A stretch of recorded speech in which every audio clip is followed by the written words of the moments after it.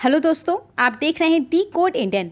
जैसा कि आपको पता होगा कि बीते कुछ महीनों में हमारे देश में पेट्रोल और डीजल का प्राइस काफ़ी ज़्यादा बढ़ा है। अगर 15 सितंबर का अगर मैं आपको प्राइस बताऊं तो भोपाल में 109 रुपये करके पर लीटर पेट्रोल मिल रहा था, मुंबई में 107 रुपये करके, दिल्ली और कोलकाता जैसे शहर में 101 रुपये करके पेट्रोल मिल रहा है। डीजल का भी प्राइस कुछ ऐसा ही है, 97, 98, 96 ऐसे करके मिल रहा है पर लीटर।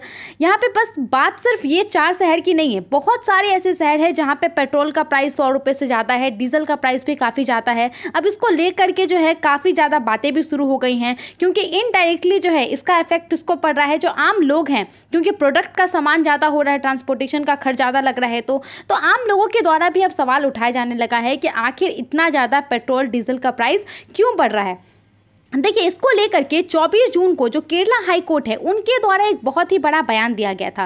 केरला हाई कोर्ट ने कहा था कि क्यों ना, उन्होंने बेसिकली जीएसटी काउंसिल को यहाँ पे कहा था कि उनके द्वारा जो पेट्रोल और डीजल है उसको जीएसटी के अंतर्गत ले आना चाहिए। आपको पता होगा कि अभी तक जो है जीएसटी के अंतर्गत पेट्रोल, डीजल और भी कुछ ऐसे सामान हैं जो कि नहीं है। अब देखिए, अभी यहाँ पे 17 सितंबर को जीएसटी काउंसिल का 45वां मीटिंग होने वाला है और कहा जा रहा है कि इस मीटिंग में ऐसा हो सकता है, ये श्योर नहीं है, ऐसा हो सकता है कि पेट्रोल और डीजल को जीएसटी के अंतर्गत इंक्लूड कर दिया जाए।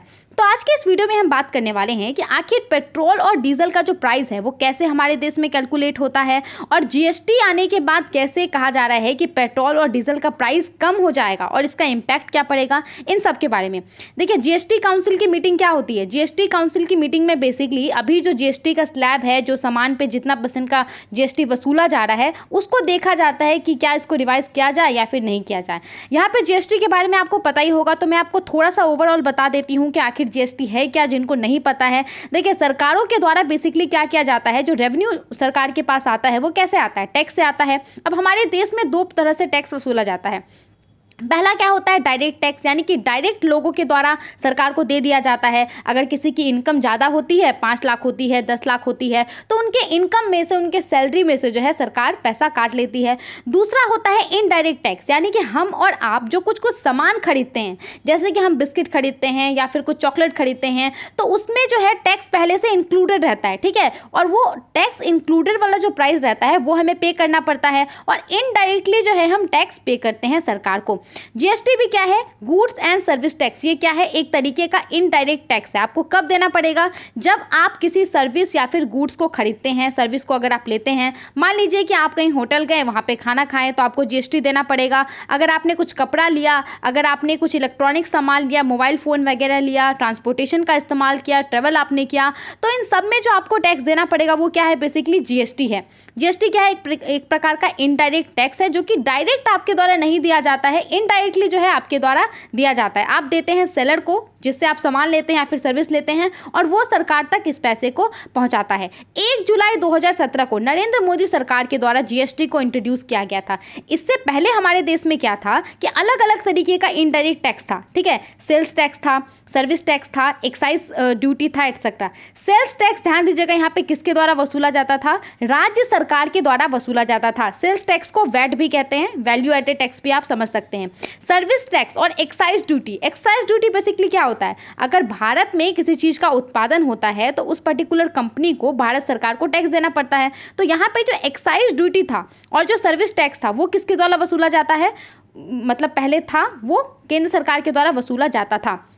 अब देखिए, क्योंकि यहाँ पे जो सेल्स टैक्स है उसका जो परसेंटेज है वो राज्य सरकार के द्वारा डिसाइड किया जाता था, इसीलिए किसी भी सामान का जो है आपको अलग अलग राज्य में पहले क्या मिलता था, अलग अलग प्राइस मिलता था, क्योंकि राज्य सरकार के पास सेल्स टैक्स लेने का पावर था, सेल्स टैक्स तय करने का। तो मान लीजिए कि कोई एक पर्टिकुलर बिस्किट है, तो उसका यहाँ पे बिहार सरकार जो है उसके ऊपर 14%, एग्जाम्पल के तौर पर मैं समझा रही हूँ कि 14% अगर टैक्स वसूलती है, तो वही बिस्किट आपको सस्ता में मिल जाता है महाराष्ट्र में, वहाँ पर सरकार 9% बस टैक्स वसूलती है। तो जीएसटी आने के बाद क्या हो गया, जीएसटी आने के बाद इन सभी को हटा दिया गया, जितना प्रकार का भी इनडायरेक्ट टैक्स है इन सभी को हटा दिया गया और उसके बाद सिर्फ एक टैक्स को इंट्रोड्यूस किया गया, जीएसटी।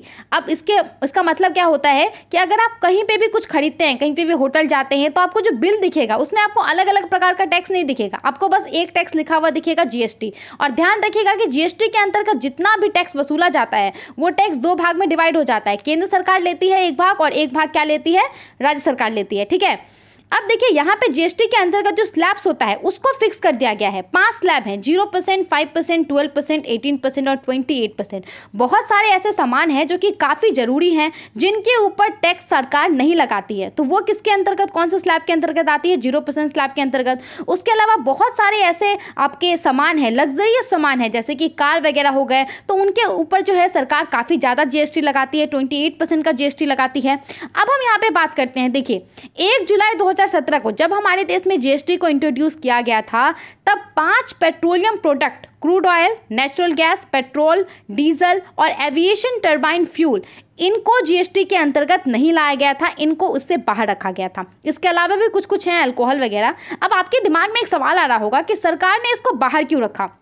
तो देखिए, सरकार अभी जिस तरीके से इसके ऊपर टैक्स वसूल रही है, जाहिर सी बात है कि जीएसटी के अंदर अगर इनको इंक्लूड नहीं किया गया तो किसी और तरीके से सरकार इसके ऊपर टैक्स वसूल रही है। 2017 से पहले जो तरीका था, तो उस तरीके से सरकार के पास ज़्यादा रेवेन्यू आता है, केंद्र सरकार के भी पास और राज्य सरकार के भी पास। और यही कारण है कि इन सब सामानों को जीएसटी के अंदर अभी तक नहीं लाया गया है। अगर हम यहाँ पर रेवेन्यू की बात करें तो ये जो आपको लाइट स्काई ब्लू का कॉलम दिख रहा है, वो कॉलम है जो केंद्र सरकार के द्वारा पेट्रोल और डीजल से रेवेन्यू कलेक्ट किया जाता है, उसका कॉलम है। और जो आपको डार्क ब्लू कलर का कॉलम दिख रहा है, वो राज्य सरकार के द्वारा जो रेवेन्यू जनरेट किया जाता है पेट्रोल डीजल से, उसका कॉलम है। पहले ही मैंने आपको बता दिया कि एक्साइज ड्यूटी क्या होता है। एक्साइज ड्यूटी बेसिकली होता है जो केंद्र सरकार के द्वारा जो टैक्स वसूला जाता है। तो यहाँ पे आप देख सकते हैं कि 2020-21 का फाइनेंशियल ईयर 2020-21 में केंद्र सरकार को यहाँ पे अगर हम बात करें तो 2,40,000 के आसपास जो है पेट्रोल और डीजल से रेवेन्यू कलेक्ट हुआ, और राज्य सरकार को 1,40,000 के आसपास, तो 1,40,000 करोड़ के आसपास। तो ये काफ़ी बड़ी संख्या है, आप देख सकते हैं यहाँ पे काफ़ी बड़ी संख्या है। और यही रीज़न है कि भारत सरकार के द्वारा जो है अब तक इन सामानों को जीएसटी के अंतर्गत नहीं लाया गया। क्यों नहीं, कैसे नहीं लाया गया? कैसे अभी सरकार को ज़्यादा पैसा मिल रहा है, बाद में कम पैसा मिलेगा अगर जीएसटी के अंतर्गत इसको इंक्लूड कर दिया जाए, इसके बारे में तो बात करेंगे ही। लेकिन पहले हम ये बात कर लेते हैं कि हमारे देश में फ्यूल प्राइसेस जो हैं, पेट्रोल और डीजल के जो प्राइसेस हैं, उसको कैसे कैलकुलेट किया जाता है। आपको पता होगा कि जितना भी हमारा डिमांड है, हमारे देश में पेट्रोल और डीजल का जितना भी इस्तेमाल होता है, उसका 80% हम इंपोर्ट करते हैं, बाहर देश से मंगवाते हैं। अब देखिए, बाहर देश से हम पेट्रोल डीजल नहीं मंगवाते, हम क्रूड ऑयल मंगवाते हैं, कच्चा तेल मंगवाते हैं। अब कच्चा तेल को रिफाइन करके अलग अलग पेट्रोलियम प्रोडक्ट का निर्माण किया जाता है। तो अगर इंटरनेशनल मार्केट में क्रूड ऑयल का प्राइस बढ़ता है तो हमारा इंपोर्ट बिल बढ़ता है, और इंपोर्ट बिल बढ़ेगा तो जाहिर सी बात है कि भारत सरकार को, जो भी कंपनियां हैं, हमें इनडायरेक्टली जो है पेट्रोल और डीजल के प्राइसेस ज़्यादा देने पड़ेंगे। ठीक है, अब देखिए यहाँ पे सिर्फ ये एक रीज़न नहीं है कि इंटरनेशनल मार्केट में क्रूड ऑयल का प्राइस बढ़ गया तो इसीलिए हमें ज़्यादा पेट्रोल और डीजल का प्राइस देना पड़ रहा है। इसके अलावा जो एक बड़ा रीज़न है वो है सरकार के द्वारा जो टैक्स वसूला जाता है। ध्यान रखिएगा, यहाँ पे राज्य सरकार और केंद्र सरकार दोनों के द्वारा टैक्स वसूला जाता है, तो ये बड़ा रीज़न है, और इसी के वजह से पेट्रोल और डीजल के जो प्राइसेस हैं वो काफ़ी ज़्यादा बढ़ रहे हैं। देखिए, हमारे देश में जो ऑयल मार्केटिंग कंपनीज हैं, जैसे कि Indian oil corporation limited, Bharat petroleum, Hindustan petroleum, Reliance industries limited, इनके द्वारा बाहर देश से, मान लीजिए कि ईरान से, सऊदी अरब से क्रूड ऑयल को इंपोर्ट किया जाता है। ठीक है, क्रूड ऑयल को इंपोर्ट करके इसके बाद ये लोग क्या करते हैं, इसको रिफाइन करते हैं और अलग अलग पेट्रोलियम प्रोडक्ट में इसको तब्दील करते हैं, जैसे कि पेट्रोल, डीजल। इसके बाद क्या किया जाता है, इन सामानों को, मान लीजिए कि रिलायंस इंडस्ट्रीज लिमिटेड के द्वारा जो है इंपोर्ट किया गया क्रूड ऑयल, और उसके बाद इसको पेट्रोल और डीजल में तब्दील किया गया, और इसके बाद जो है डीलर्स को उनको डिस्ट्रीब्यूट किया गया। डीलर्स क्या होते हैं, साधारण शब्दों में अगर मैं आपको बताऊं तो पेट्रोल पंप वगैरह को डिस्ट्रीब्यूट किया गया। ठीक है, अब मान लीजिए पेट्रोल पंप को जो है 1 लीटर पेट्रोल कितने में मिला, 33.54 में 1 लीटर पेट्रोल मिला। ठीक है, भारत सरकार अब क्या करती है, 1 लीटर पेट्रोल के ऊपर 32.90 एक्साइज ड्यूटी लगाती है, यानी कि उत्पादन शुल्क लगाती है। और देखिए, अब पेट्रोल पंप वाला का भी तो कुछ कमीशन होगा ना, वो तो उसने तो 33 रुपये में खरीदा 1 लीटर पेट्रोल, तो वो यहाँ पे अपना कमीशन कितना लेता है, 3.69 वो यहाँ पे कमीशन लेता है। अब इन तीनों को आप जोड़ दीजिए तो कितना हो जाएगा, 70.13 रुपये पर लीटर हो गया। ठीक है, अब आता है राज्य सरकार। ठीक है, यहाँ पे जो भी मैं आपको डेटा बता रही हूँ वो 1 मार्च का डेटा है और दिल्ली का देता है। तो दिल्ली यहाँ पे क्या करती है, ये जो 70 रुपये 13 पैसे हैं उसके ऊपर दिल्ली क्या करती है, वैट लगाती है 30% का, ठीक है। 30% का सेल्स टैक्स कह लें या फिर वैट कह लें, यहाँ पे वो टैक्स लेती है। तो 30% 70 का कितना हो गया, 70 रुपये का 30% यहाँ पे 21 रुपया हो गया, 21 रुपया 4 पैसा। तो ये यहाँ पे इन सबको आप मिला लीजिए, ये सबको मिला के कितना आता है, 91 रुपये 17 पैसा। तो ये हुआ 1 लीटर पेट्रोल का प्राइस। अब देखिए यहाँ पे आपका जो प्राइस है वो अलग अलग हो सकता है, ठीक है, लेकिन यहाँ पे जो मेथड है वो यही रहेगा। पहले डीलर के पास जितना में मिलता है वो प्राइस, जो केंद्र सरकार टैक्स चार्ज करती है वो प्राइस, उसके बाद जो डीलर कमीशन लेता है वो प्राइस, और जो राज्य सरकार टैक्स चार्ज करती है वो, इन सबको मिला करके 1 लीटर पेट्रोल का प्राइस यहाँ पे फिक्स होता है। आई होप आपको समझ में आ गया होगा। अब देखिए यहाँ पे जो पूरा आपका 51 रुपया 17 पैसा है उसमें से 53 रुपया 54 पैसा पर लीटर तो कोई भी व्यक्ति क्या कर रहा है, टैक्स के रूप में दे रहा है। अगर आप इसका परसेंटेज के हिसाब से निकालेंगे तो जो डीलर को जितने रुपए में मिला, पेट्रोल पंप को जितने रुपए में यहाँ पे 1 लीटर पेट्रोल मिला, उसका 161% हम ज़्यादा दे रहे हैं 1 लीटर पेट्रोल के लिए। अब देखिए अगर जीएसटी के अंतर्गत पेट्रोल और डीजल को ले जाए, मतलब जीएसटी के अंतर्गत अगर इनको इंक्लूड कर दिया जाता है तो यहाँ पे कितना हाईएस्ट कितना परसेंट का स्लैब था, 28% का स्लैब था।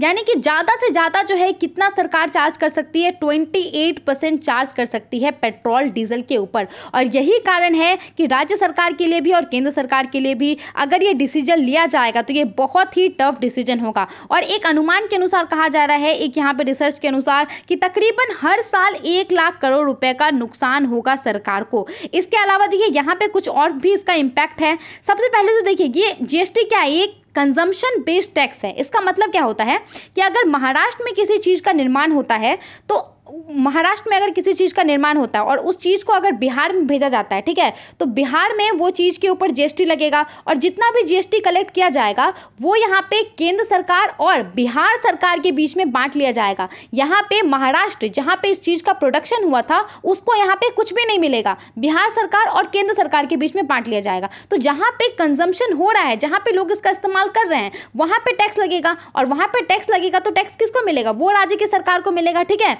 और वो राज्य की सरकार और केंद्र सरकार में ये बंटवारा हो जाएगा। तो कहा जा रहा है यहाँ पे कि अगर जीएसटी पेट्रोल और डीजल को जीएसटी के अंतर्गत ले आया गया तो जैसे कि उत्तर प्रदेश और बिहार जैसे राज्य हैं जहाँ पे पेट्रोल का प्रोडक्शन तो बहुत कम होता है लेकिन वहाँ पे लोग काफ़ी ज़्यादा हैं, बहुत ह्यूज पॉपुलेशन है, वहाँ पे ज़्यादा कंजम्पशन हो रहा है, तो उत्तर प्रदेश और बिहार जैसे राज्यों को तो काफ़ी इनकम होगा ही, लेकिन जो गुजरात जैसे राज्य हैं जहाँ पे पेट्रोल का प्रोडक्शन काफ़ी ज़्यादा हो रहा है लेकिन कंपेयरिंग टू उत्तर प्रदेश और बिहार वहाँ पे इसका कंजम्पशन ज़्यादा नहीं हो रहा है, तो गुजरात जैसे राज्य को इसका नुकसान हो सकता है।